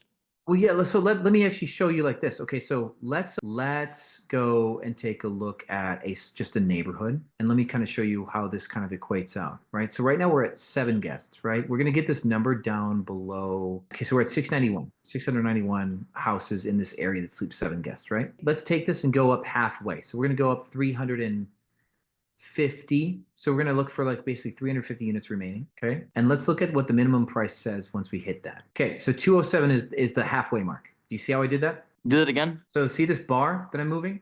Yeah. So this bubble here, which is at the halfway mark, represents 207. You see at the minimum? That's a nightly rate price Yeah, range. see Okay. that. So now let me drag this down. See the minimum is now at 98. I see. So now when I Okay. go back up to where it says to whatever, see the button at the bottom says show 351 places. Yeah. Right. So that's 351 out of, if you go to the top left, you see the 691 in the top left corner. Yeah. So 350 out of 691 is basically the halfway point, and 208 is that number. Let's Okay. click find places. I want to, or with the bedrooms. What you want to show with the bedrooms, right? Yeah. So, but hold on, we're gonna do this. I want to show you the price difference, right? So we're 208 at the halfway Yes. mark for what sleeps 7, but now let's change this to 12. Okay. Now let's take the halfway mark of whatever's there. So there's 157 places now. So halfway mark would be like 77, 82, 75, 75, 77. We're looking at 350 instead is the halfway mark. So the average price, the halfway point, is 358 instead of 208 by sleeping 12 people instead of 7. We're not even counting number of bedrooms. Just by sleeping them. Just by the heads and beds. Exactly. Cost per head. So if we do a division, what is 350 divided by 12? Like, yeah, 30. Okay, so before there was sub 7, it was 208. So what is 208 divided by 7? Still roughly 30. Right. 210 divided by 7 is 30. Yep. So what we're seeing is an average of $30 per head, right? We're seeing the halfway price point is basically just a hair under 30. And for 7 guests, it was just a hair over 30. So we're seeing $30 Per night. at the 50% water line. Yeah. So yeah, the physics of it is just simply that you sleep more people, you make more money by $30 a night. Okay. Now so I just sent another listing.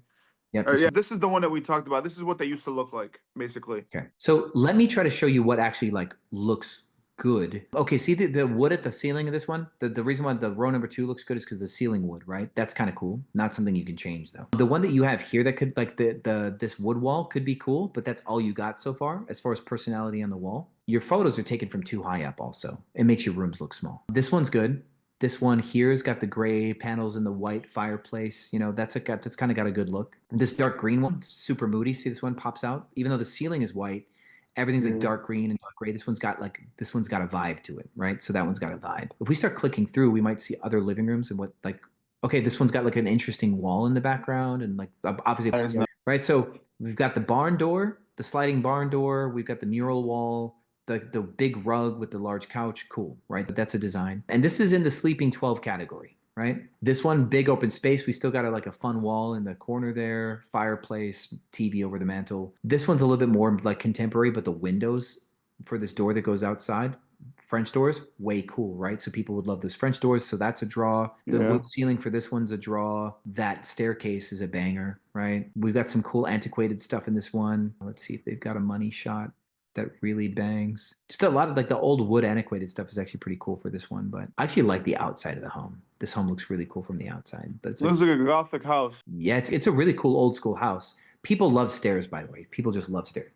So far what we're seeing, if we look at these 6, we can start to see like those are the living rooms that you're playing against, right? And check this out. Let's play this game. So if we go and we do to any week, but we search for the month of March, you ready to see a real fun price swing? You want to see the volatility in your market? So out of the 148, let's go to the halfway mark, which is 75.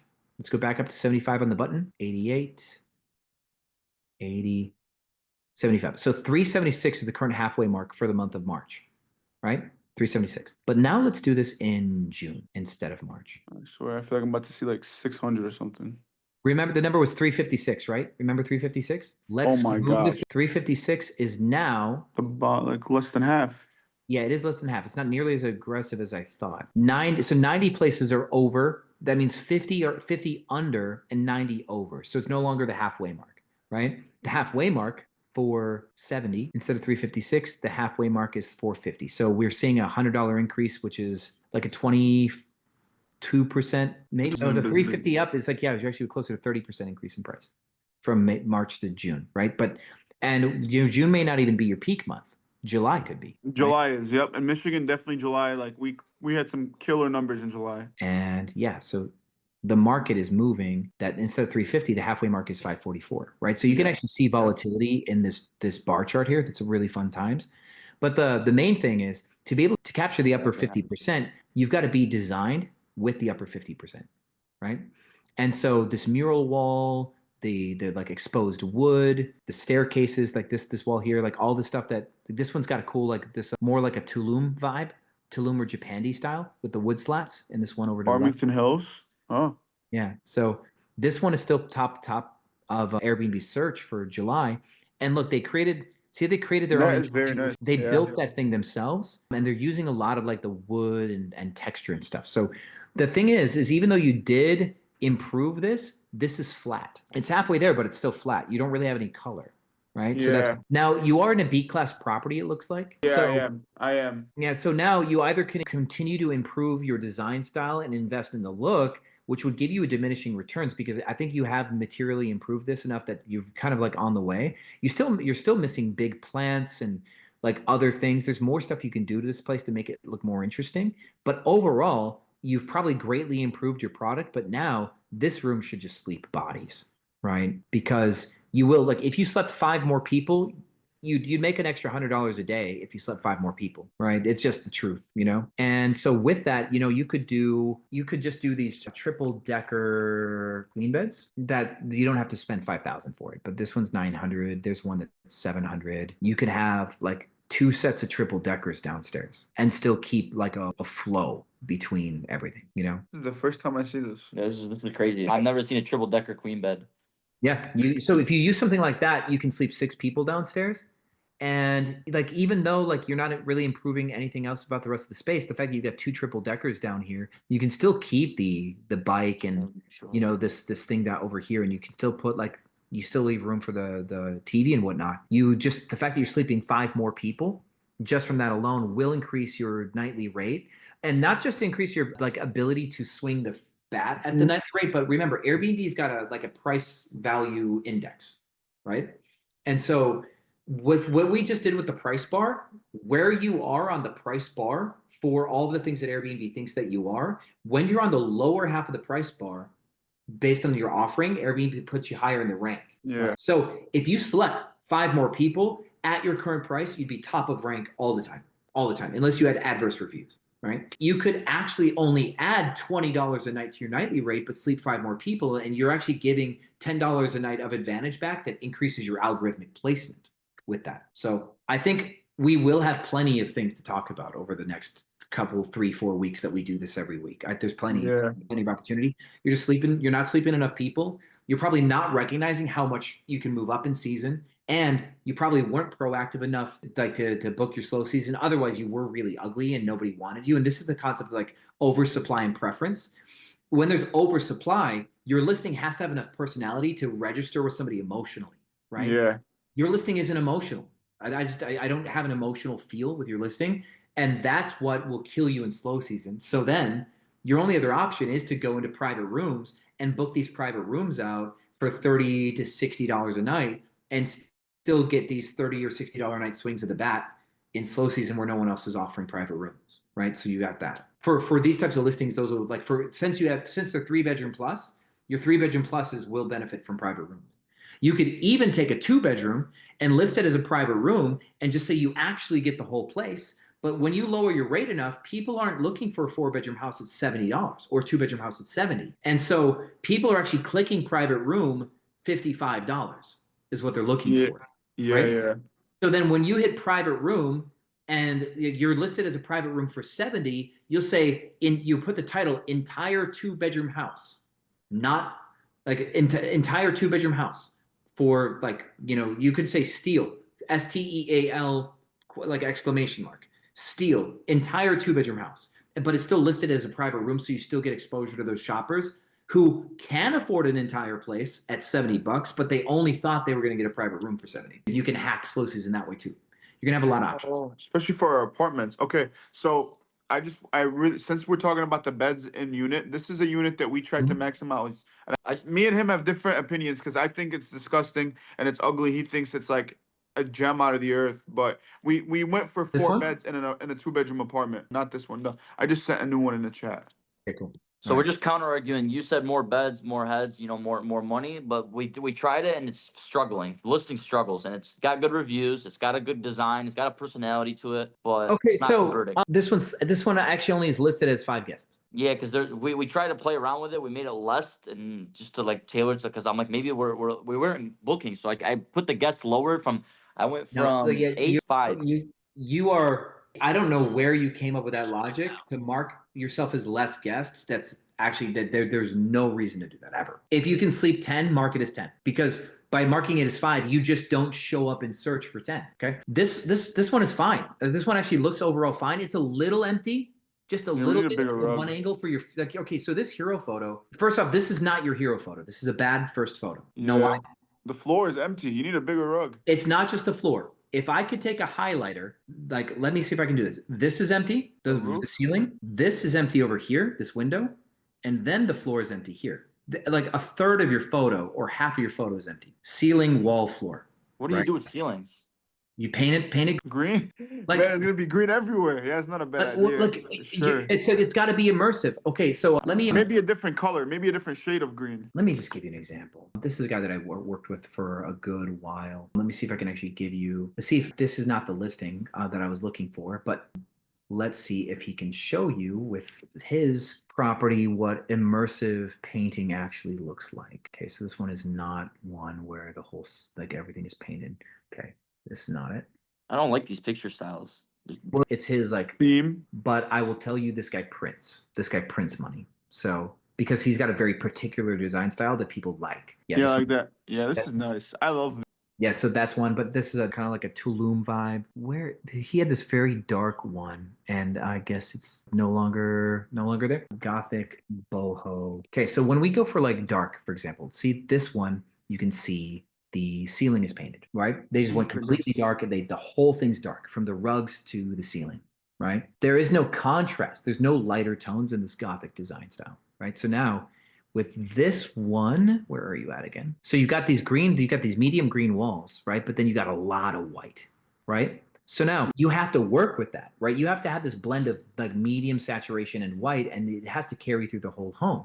So if you're gonna have this white ceiling and a lot of white in the ceiling, like you really have to consider that with like, you should have large white decorative objects as well, and there's all sorts of other considerations here. So, but my point though is, that's not your hero photo. This one would be a better blend, like a better hero photo overall because the balance of the shot, because you got more color and stuff. But I still think, yeah, there's probably a better way to take a shot that's more like this, that's fully, like seems more fully saturated, right? There's probably an angle like that would be better. So you would need a different hero photo, but this room's hideous. Just lay it on us. Hideous. Well, you don't have enough chairs for having more people, so that's one of your issues. If you can make this table seat 8. Right? Yeah, it's a big table too, so we could make it. Yeah. So here's the thing: if you could say you sleep 10, but your table only sits 4, that's going to disqualify you for example. You can sleep 2, 4, 6, 8. Absolutely, yeah. You can absolutely sleep enough. Those are queen beds. You can sleep 2 per bed, so you can sleep 8 in these 2 rooms alone. You can sleep 8 people. Now your table should be able to have 8, right? Your kitchen should have enough cooking utensils. Like your kitchen shots need to show that you have everything that a family needs to cook. And so you actually have almost no kitchen shots. Should we open up cabinets or no? No, we have something called a kitchen medium shot that you're going to learn in the program. We're going to have to, yeah, you'll probably see a kitchen medium shot here in the very near future. We started doing it in some of ours. Is that where you lay out everything outside? Like kind of like, yeah, you set the pots and pans on the stove and you like have everything ready to cook. Yeah, yeah. Now, I want to explain something to you. The reason why you made a mistake by dropping it to 5. Your listing is not, again, emotional enough, right? It doesn't go, oh, I've got to stay at this place, right? So a group of 3 sees this place, a group of 3, and goes, oh, I don't want to sleep in a room that's got 2 beds, right? That's what they would say, right? If you're going to sleep 5, you should have 2 king beds, like 1 king bed per room. That's more luxury. It's more desirable, like higher preference. You built your place for 8 or 10, and you removed the ability to be found by 8 or 10. A group of 5 does not want you, unless it's like 5 guys that each want their own bed. That's the only group that's going to book with you. That's a group of 5, right? You can have a group of 4 that are 2 couples, and they would want 2 king beds, right? But you don't have that. You've got 4 queen beds. And so now the only groups that are going to stay with you are people who need to utilize all of the beds, and that's why they're going to pick your spaces for utilization.